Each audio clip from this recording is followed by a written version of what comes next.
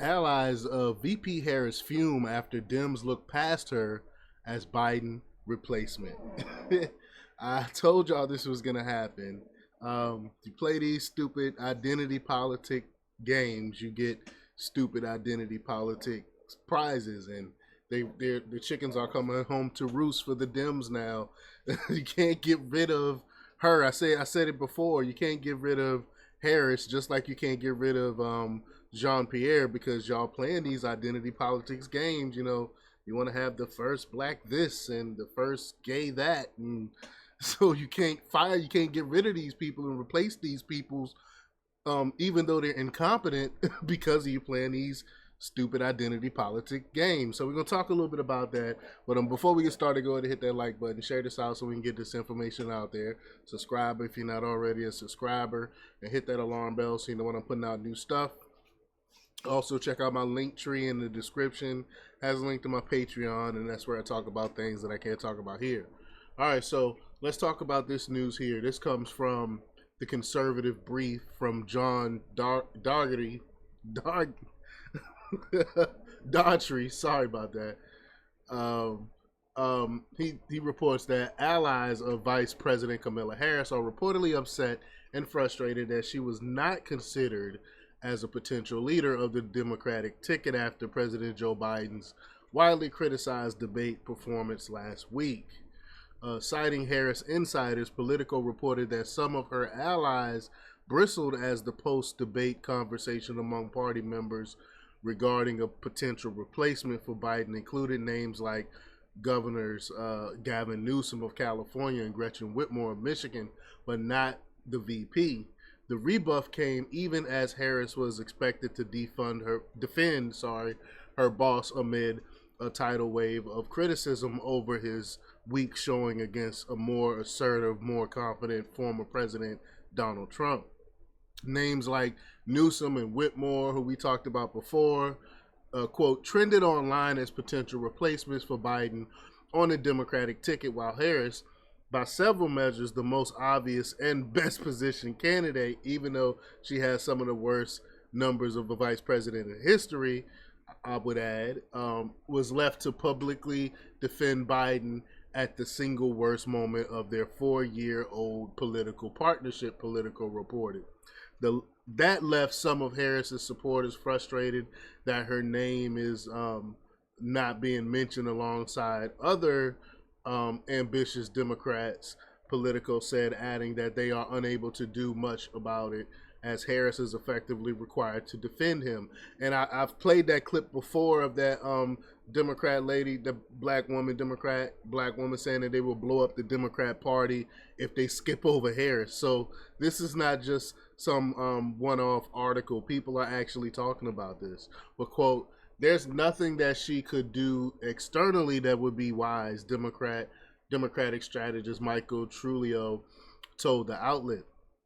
Quote, her best strategy is to internally just be an amazing VP. But as Politico noted, Harris was not about to try and put Biden's horrendous performance in a better light.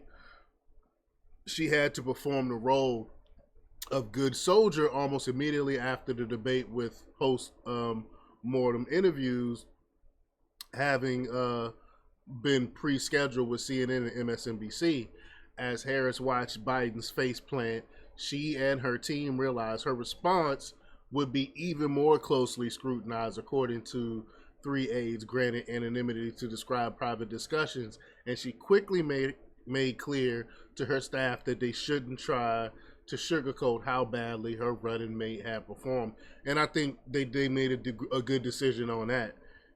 Instead of trying to lie to the people and say that he did a great job, at least they because they would have got bashed for that. So they did the right thing there. Harris told her advisors her role was simple. The aide said, project confidence as quickly and clearly as possible as a leader of the party while preserving credibility by recognizing how weak the debate had been.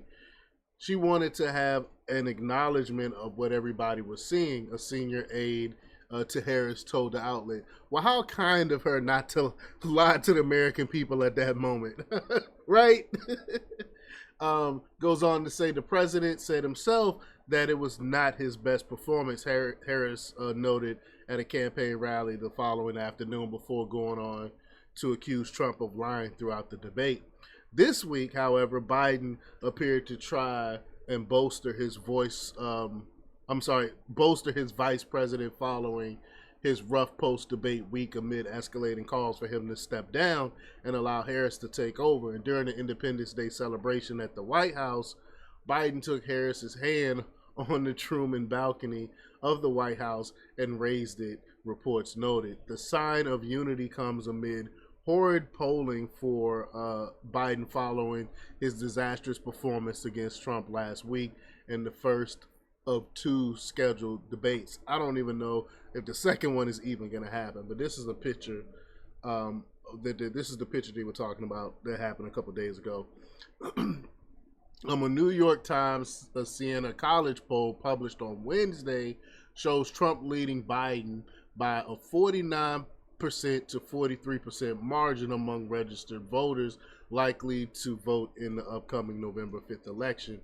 This represents Trump's largest lead in a Times Siena poll since 2015 during his campaign for the 2016 presidential election. Among all registered voters, Trump lead extends to 9 points. Additionally, a Wall Street Journal poll found that Trump, 78, holds a 6-point lead over Biden. Under mounting pressure from his party to step aside, Biden told reporters in front of the White House that he intends to remain in the November contest. He said, quote, "I'm not going anywhere," he said this week. But we still have a lot of time until November. Anything could happen. Who knows what kind of shenanigans they'll try to pull out next. But because I think even if they replace Biden, there's no one that can beat Trump. I mean, because you got to think, you still have to run on these terrible policies. You still have to run on the terrible economy. You can try to sugarcoat it, but most people are already aware of what's going on here. But y'all let me know what y'all think. Leave your comments down below. Like, share, and subscribe. And check out jjthepsychotherapist.com for the latest in news. Until next time, peace.